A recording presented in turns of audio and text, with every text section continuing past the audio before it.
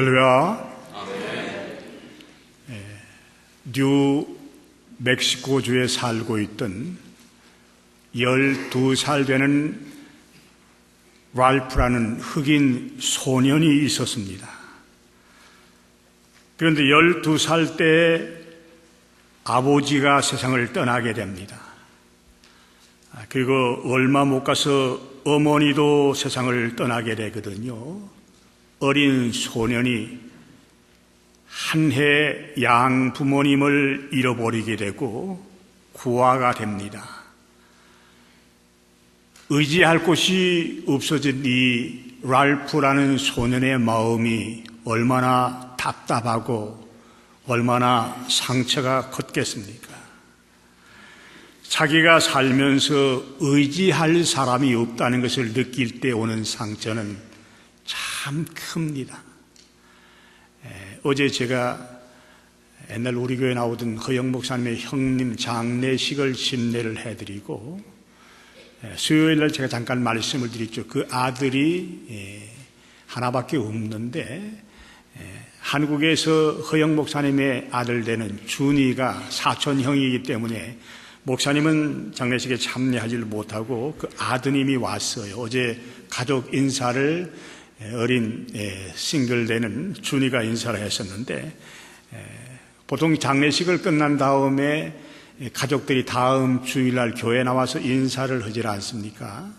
근데 준이라는 한국에서 온 그 청년은 일부 예배 시간, 우리 영어 예배 시간에 들어가서 예배를 드리고 왔는데 제가 준이를 붙들고 그 원인은 못 나왔니? 그러니까 아파서 드러누워 있대요. 아버님을 먼저 보내고 어머님도 계시질 않거든요. 어제 장례식에 가서 들은 얘기인데 아버지가 어릴 때부터 혼자 기저귀를 갈아 키우면서 키웠다. 의지할 부모님을 먼저 보내고 난 다음에 병이 들어서 지금 드러누워서 오늘 못 나왔습니다. 가슴이 쏴해요. 여러분들이 살면서 의지할 사람이 있다는 자체가 축복인 줄 알고 감사하셔야 돼요. 감사하셔야 돼요. 가족들이 있다, 부모님들이 있다, 형제간들이 있다. 참 감사한 일이거든요. 그런데 임종을 앞두고 있는 이 어머니가 어린 아들 랄프를 붙들어 놓고 마지막 유언의 말을 남기게 됩니다. 랄프야, 나는 네게 남겨줄 것이 아무것도 없구나. 그러나 아무리 힘이 들어도 하나님의 사람답게 살아야 한다. 그리고 괴로울 때 하나님께 기도해라. 그런 다음에 12살 되는 이 랄프라는 소년이 우리가 살고 있는 LA 지역에 있는 이 사우스 LA에 있는 할머니 집에 맡겨지게 됩니다. 가난한 집안이다 보니까 중학교 다닐 때부터 파타임 잡을 뛰면서 막노동을 하게 됩니다. 막노동하면서 공부하는 게 얼마나 어렵습니까? 몇 번이나 학교를 그만두어야 할 그런 위기가 찾아왔지만 그래도 어머님이 마지막으로 들려준 말씀, 하나님의 사람답게 살아야 된다는 이 말씀을 통해서 다시 용기를 얻고 힘을 얻고 일어나게 됩니다. 아주 어렵게 대학까지 마치고 유엔으로 들어갔습니다. 흑인이지만은 유엔에 들어가서 전 인류를 위해서 세계 평화를 위해서 크게 일을 했습니다. 흑인으로서는 최초로 노벨 평화상을 수상했던 랄프 본치 박사의 얘기입니다. 우리가 살고 있던 LA 근교에서 자라난 사람이거든요. 하나님의 사람답게 살아야 된다는 자긍심이 그 사람을 키운 것입니다. 사람들에게 자기가 어떤 사람인지를 바로 깨닫고 자긍심을 가지고 살아가는 것은 대단히 중요한 일입니다. 오늘 베드로 사도는 본문에 있는 말씀을 통해서 그런 사실을 우리들에게 깨우쳐 주고 있지 않습니까? 내가 누구인지를 바로 알고 사는 사람들은 그 생애가 달라질 수 있습니다. 오늘 베드로 사도가 권면해준 말씀을 묵상을 하면서 내게 주신 도전적인 하나님의 교훈이 무엇인지를 생각하면서 비차의 은혜를 나누기를 원합니다. 그 당시 성도들은 로마 황제의 핍박을 피해서 뿔뿔이 흩어져서 저 시골 같은 데서 숨을 죽이면서 위축이 된 채 살아가고 있었거든요. 그 터키에 있는 갑바도기아라는 이런 지방으로 피신했던 그 당시의 그리스도인들은 산에 있는 바위 굴을 뚫고 그 굴 속에 들어가서 숨어 살고 있었어요. 그렇지 않으면 땅을 파고 저 밑에까지 내려가서 숨을 죽이면서 살고 있는 이런 시대이거든요. 저도 그 터키를 갔다가 갑바도기아 그 지방 성도들이 피난해서 살고 있는 그 동굴 속으로 직접 들어가 보았거든요. 무슨 샤워할 만한 시설이 있습니까? 전기가 있습니까? 밥을 제대로 해 먹을 만한 이런 취사시설이 있습니까? 어렵고 참 깜깜한 불 속에서 살고 있었기 때문에 그 사람들이 얼마나 주눅이 들어 살고 있는지 모릅니다. 그런 사람들에게 베드로 사도는 너희들은 지금 형편이 어렵고 힘들고 고통스럽지만은 하나님의 사람이기 때문에 하나님의 사람답게 살아나가야 된다는 사실을 가르쳐 주기를 원하고 있거든요. 그러기 위해서는 먼저 버릴 것이 있다. 이렇게 교훈을 해줍니다. 1절 말씀, 2절 말씀에 그 내용들이 기록이 되어져 있습니다. 영상에 말씀이 띄워져 있지요. 그러므로 모든 악독과 모든 기만과 외식과 시기와 모든 비방하는 말을 버리고, 그 당시 고난받고 핍박 속에서 숨어서 살고 있었기 때문에 그 사람들의 신경들이 얼마나 날카로워졌는지 모릅니다. 누가 말 한마디만 해도 신경질을 부리고 마음의 상처를 받고 가슴에 빗수가 꽂히는 같은 이런 어려운 속에서 살고 있지만은 그래도 하나님의 사람답게 살아나가려고 그러면 버릴 것이 너희들에게 있다. 그렇게 지적을 해주고 있지 않습니까? 베드로 사도가 버리라고 권면하는 요소는 악독, 기만, 외식, 시기, 비방하는 말이라 그렇게 열거합니다. 악독이란 말은 남을 해치겠다는 아주 못된 마음이지요. 예수를 믿는다는 성도들의 마음 속에도 이런 마음이 있었다는 말입니다. 이런 걸 버리래요. 기만은 속임수입니다. 외식은 겉과 속이 다른 이런 신앙적인 모습이죠. 예수님이 이 외식을 얼마나 싫어하셨는지 몰라요. 특히 겉으로는 거룩한 체 하고 속으로는 끝까지 못된 짓을 자행을 하고 있는 그 당시에 바리새인들, 서기관들의 외식을 예수님은 엄청나게 싫어하셨거든요. 그래서 그 사람들을 향해서 눈먼 자라, 뱀들아, 독사의 새끼들아 그러면서 몰아친 일이 마태복음 23장에 소개가 됩니다. 제가 시간이 없기 때문에 그 말씀을 인용해 드리지 못하는데 마태복음 23장 보면요, 한 챕터에 한 장에 7번이나 그 사람들을 몰아치면서 책망하는 예수님의 말씀이 나옵니다. 그만큼 예수님은 외식을 싫어했습니다. 시기는 여러분이 잘 알고 있는 감정이죠. 남이 잘 되는 것을 견딜 수 없어 하는 마음입니다. 우리 속담에도 사촌이 뭘 사면 배가 아프다 그런 말이 있지요. 그쵸, 남이 잘 되는 걸 견디지는 못해요. 예수 믿는 사람들에게도 이런 마음이 있기 때문에 시기하는 마음을 버리라.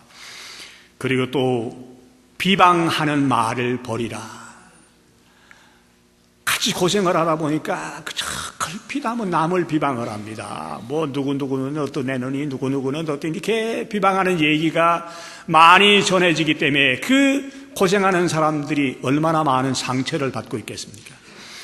지금 우리가 사는 세대는 무슨 종교적인 탄압이나 핍박을 받는 시대는 아닙니다.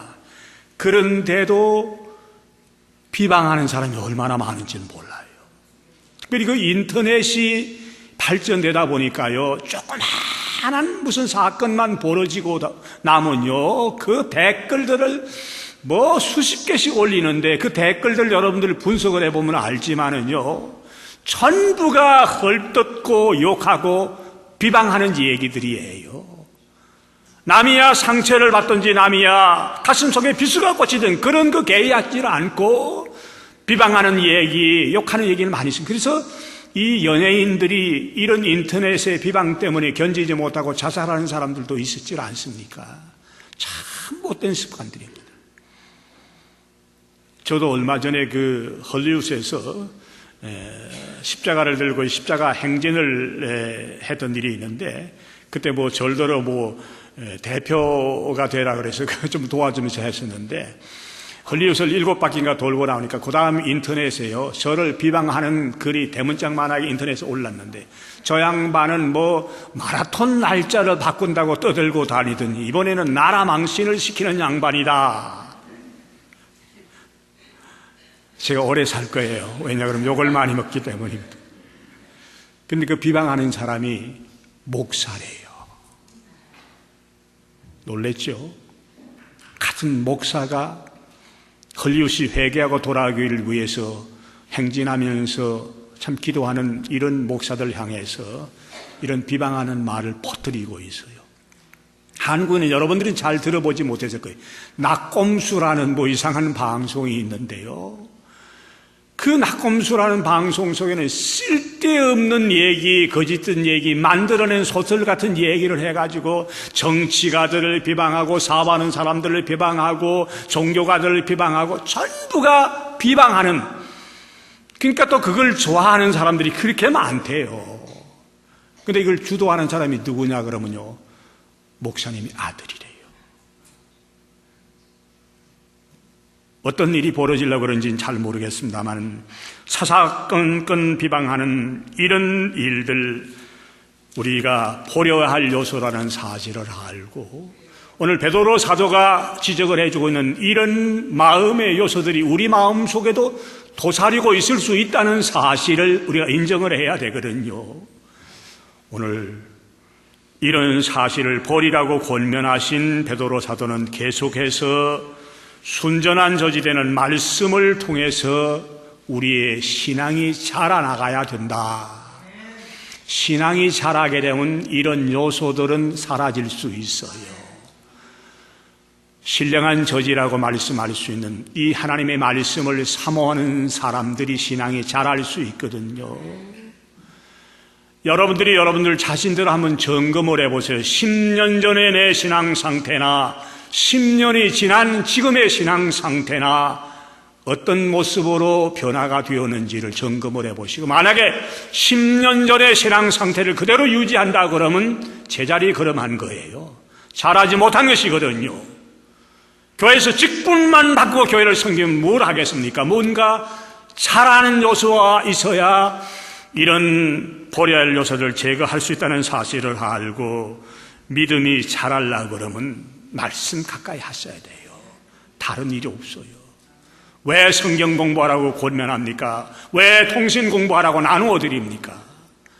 하나님의 말씀을 사모하는 이런 마음들을 가져야 신앙이 성장된다는 사실을 분명히 아시고, 여러분들의 신앙, 제 신앙도 좀 자라나가기를 주님의 이름으로 부탁을 드리는 것입니다.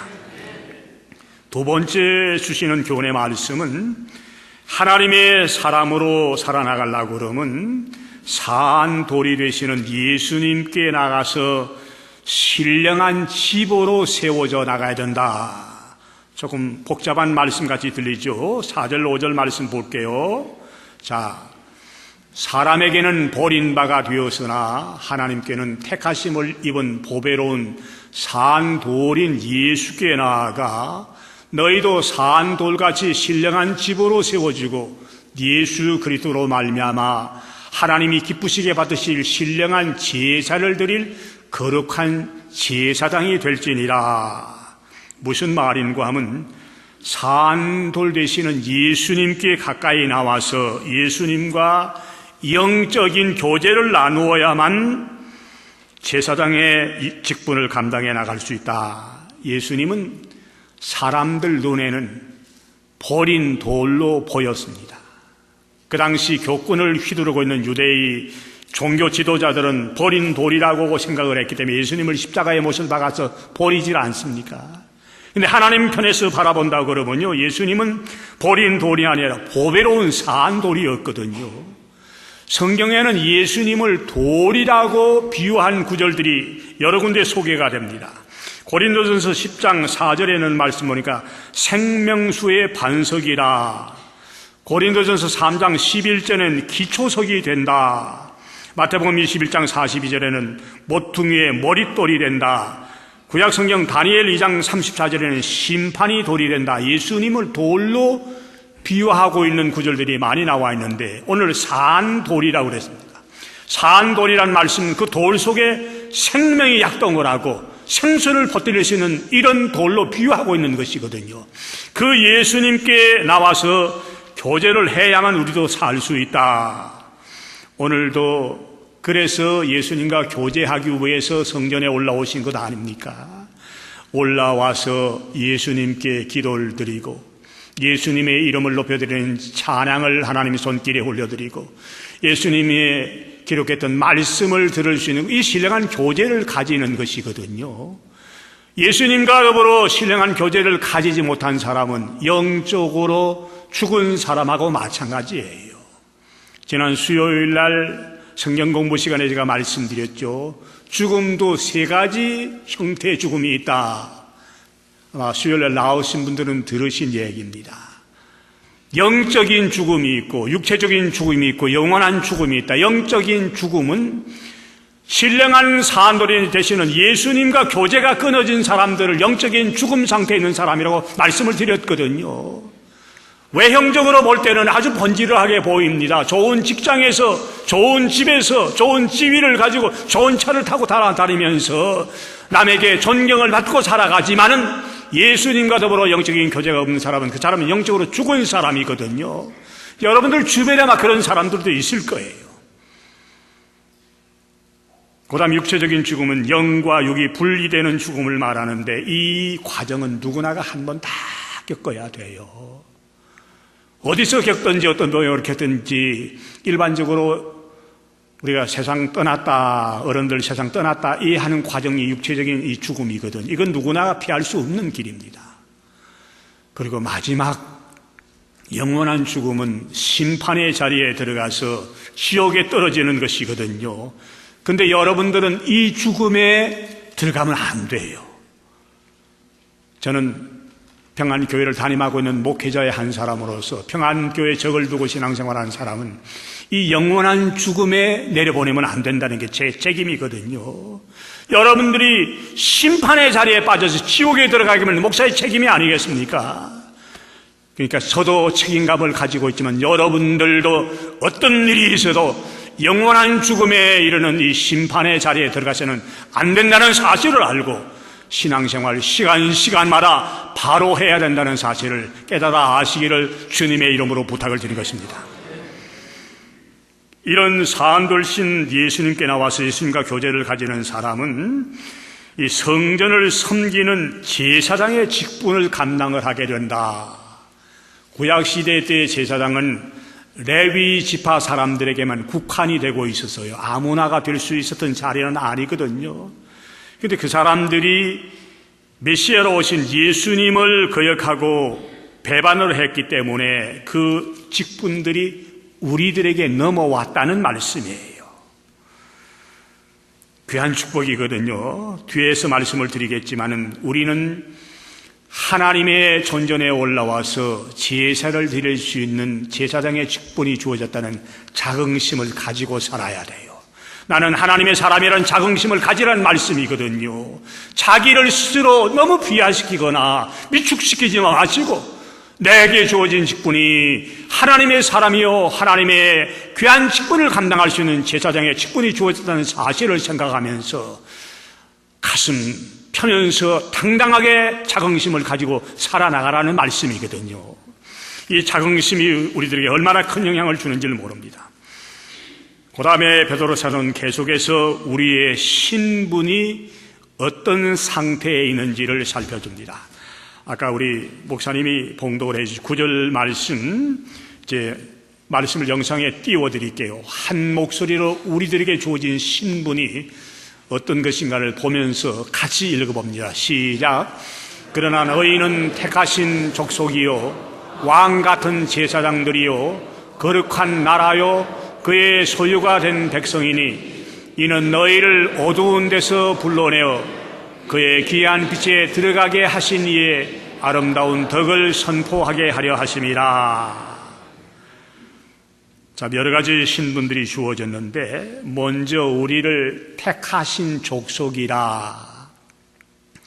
이 말씀은 구약 이사야 선지가 이사야 43장 20절 말씀을 통해서 내 백성 내가 택한 자에게 물을 마시게 해주실 것이라. 이스라엘 백성들을 향해서 주신 말씀입니다. 역시 이스라엘 백성들도 예수님을 거역하지 않았습니까? 예수님을 배반하지 않았습니까? 그렇기 때문에 이 택하신 족속의 신분이 저희들에게 넘어왔다는 말씀입니다. 왕 같은 제사장이라. 예수님은 왕 중에 왕이 되시는 분이시죠. 우리들도 예수님과 더불어 왕 같은 제사장으로 섬길 수 있는 신분이 되었다는 말씀입니다.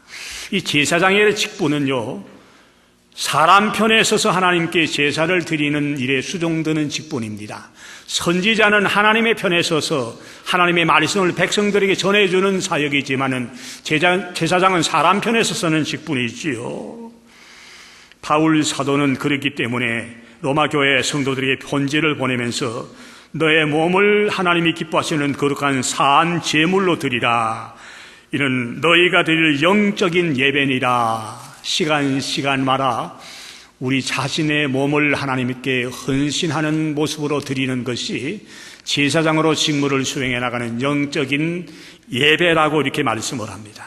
동시에 여러분들이나 저는 한 가족들의 영적인 상태를 책임지고 리더해 나가야 할 가정의 제사장이라는 사실을 알고 사셔야 됩니다. 중요한 포인트입니다. 얼마 전에 LA에서 남쪽으로 한 30마일, 한 35마일 떨어졌나요? 부자 동네라고 알려진 그 팔러스포드 한인 고등학교 학생들이 컴퓨터로 선생님의 컴퓨터 성적을 조작을 해가지고 자기가 B 받았던 걸 A로 올리고 또 자기 성적만 조작한 게 아니라 돈을 받고 친구들의 성적도 조작을 해주다가 붙들린 일이 있어요. 이 메이저 신문에도 나고 우리 한인 이 매스컴을 통해서 다 밝혀졌는데 참 부끄러운 일이죠. 나이가 그저 16, 17 한참 밝게 자라고 건강하게 자라고 정직하게 자랄 그런 나이인데도 이런 짓들을 하고 있다가 붙들렸었습니다. 자, 여러분들 생각에 책임이 누구에게 있다고 생각을 합니까? 1차적인 책임은 당사자는 학생들에게 있겠지요. 그러나 저는 다른 시각에서 보고 있습니다. 그 가정의 가장 되시는 제사장 되시는 부모님들에게도 책임이 있다. 새벽마다 자식들의 영혼들을 끌어안고 눈물을 흘리면서 자녀 손들이 실족하지 않도록 기도했다 그러면 어린 학생들이 그런 짓을 자행하지는 않았을 거 아니겠습니까? 중요한 얘기입니다. 여러분들이 새벽마다 나와서든지 집에서든지 여러분의 가정에 주신 자녀 손들의 영혼을 위해서 기도해야 돼요. 기도하고 계세요? 저는 새벽에 나와서 물론 여러분들을 위해서 기도하지만 우리 세 딸의 이름들을 부르면서 꼭 매일매일 기도합니다. 저에게 준 손녀도 둘이 있기 때문에 걔들 이름도 부르면서 꼭 기도하는데 그만큼 한 가정을 이끌어 나갈 제사장의 책임이 저에게도 주어졌다는 책임감을 느끼고 있기 때문에 여러분들도 마찬가지예요. 나는 어머니인데 나는 여자인데요.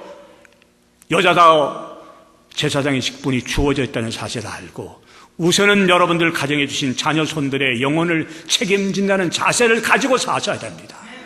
욥이라는 사람은요 10남매를 두고 있던 사람입니다. 그런데 하나님께서 욥을 의로운 사람이라고 인정을 해주거든요. 왜 그런가 하면 욥의 자녀 손들이 생일 잔치를 자주 벌려요. 뭐 큰아들 생일 잔치가 있으면 자기 동생들 다 초청을 해가지고 뭐 큰 생일 파티를 열고, 또 뭐 둘째 아들 잔치가 있으면 또 그 집에 가서 또 생일 잔치를 열고 그러는데, 욥은 이 아들들이 생일 잔치 끝난 다음에 생일 잔치하는 도중에 하나님께 범죄한 일이 있을까, 실수한 일이 없을까, 그것 때문에 노심초사 걱정하다가 하나님 앞에 번제를 드렸다, 그런 말이 욥기에 나오고 있어요. 무슨 말인가 하면, 잘못하면 잔치하느라고 하나님 앞에 범죄할 수 있고 하나님 앞에 실수할 수도 있지 않겠습니까? 그 영혼들을 한 가정의 제사장의 직분을 가지고는 아버지가 책임을 지면서 하나님 앞에 제사를 드린다는 이런 자세이거든요. 오늘부터라도 늦질 않았다는 사실을 알고 여러분의 가정에 주어진 자녀손들이 있을 거예요. 그 자녀손들의 영혼 문제는 내가 책임지고 내가 한 가정의 제사장의 신분이 주어졌기 때문에 그 심령들에서 기여해야겠다는 다짐들을 가지시고 떠나시기를 주님의 이름으로 부탁을 드리는 것입니다. 그리고 우리를 또 거룩한 나라라, 출애굽 19장 6절에 나와 있는 말씀입니다. 이스라엘을 향해서 주신 말씀인데, 역시 이스라엘이 예수님을 거역하고 예수님을 대적했기 때문에 그 신분들이 우리에게 넘어왔다. 마지막으로 주어진 축복도 소유된 백성이라, 그 말씀도 출애굽 19장 5절에 나와 있는 말씀이에요. 세계가 다 내게 속하였나니 너희가 내 말을 잘 듣고 내 언약을 지키면 너희는 모든 민족 중에서 내 소유가 되겠고, 이스라엘 백성들이 하나님의 소유가 된다는 말씀이 있지요. 자, 지금까지 말씀드린 우리의 신분은 대단한 신분입니다. 아무에게나 주어지는 신분은 아니거든요. 세상에서 공부 많이 했다고 해서, 권세가 있다고 해서, 무슨 명예나 지위가 있다고 해서 이런 직분이 주어지는 것이 아니라, 예수님께 나와서 예수님과 더불어 영적인 교제를 가지는 사람들에게 주어지는 축복이라는 사실을 알고 이 사실에 대한 자긍심을 가지고 살아나가시기를 주님의 이름으로 부탁을 드립니다. 그 당시 그 사람들의 생활들이 어려워서요, 암울했습니다. 참 신경이 거슬리는 일들이 한두 가지가 아닌 이런 상황에 있는 저들을 향해서 오늘 베드로 사도가 너희들은 하나님의 사람들이기 때문에 하나님의 사람다운 자긍심을 가지라고 이렇게 위로를 해주고 있지 않습니까? 한국에 뭐 얼마 전에 나는 가수다 그런 프로그램이 있었다 그래요. 저는 그 잘 보질 못하게 모르는데, 그 프로그램 끝나고 나니까요, 뭐 신문에 나는 의사다, 나는 뭐 변호사다, 뭐 그런 광고도 막 내고 막 그러더라고요. 이번에 독일 갔었는데, 독일에서 만난 어떤 목사님은 매 주일마다 주일 예배를 드릴 때요, 성도들과 같이 주먹을 불끈 쥐고 나는 크리스찬이다 그렇게 이야기하면 성도들도 나는 크리스찬이다 그런데요. 우리 한번 해볼래요? 저는 그런 체질을 잘 맞지를 못하기 때문에 그러질 못해요. 뭐냐 그러면 크리스찬다운 책임감과 자긍심을 가지고 살아나가지. 그것도 괜찮은 모션 같아요. 사람이요, 자기 신분에 대한 자긍심을 바로 가지고 살게 되면요, 사람의 가는 길이 달라지게 됩니다.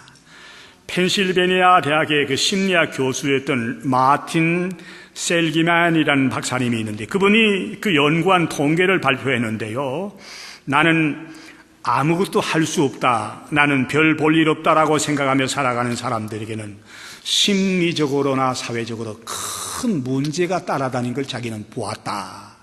반면에 자기 스스로를 귀하게 평가할 줄 알고 자긍심이 높은 사람들은요, 성공적인 삶을 살 수가 있고 오래 살고 좋은 직장도 구해서 다니는 걸 자기는 통계적으로 밝히고 있다.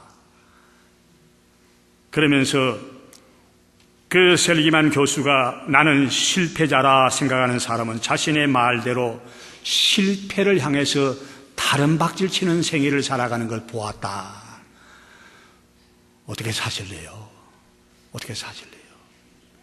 나는 별 볼 일 없다, 나는 실패한 사람이다, 나는 아무것도 할 수 없는 사람이다, 그렇게 사시겠습니까? 자긍심을 가지라는 말씀은 교만해지라는 말씀은 아니에요. 내 신분이 무엇인지를 바로 알고 신분에 걸맞게 살아보자는 얘기거든요. 저는 지금 미기총 대표회장이라는 자긍심을 가지고 살고 있어요. 7월 달에 끝나지만은요. 아멘, 무슨, 뭐야, 아멘입니까? 잘린다는 게 아멘인지, 자긍심을 가진다는 게 아멘인지, 제가 구분을 잘 못하겠네요. 가나안 땅을 정탐했던 12 정탐꾼들의 얘기는 여러분들이 너무 많이 들어왔질 않습니까?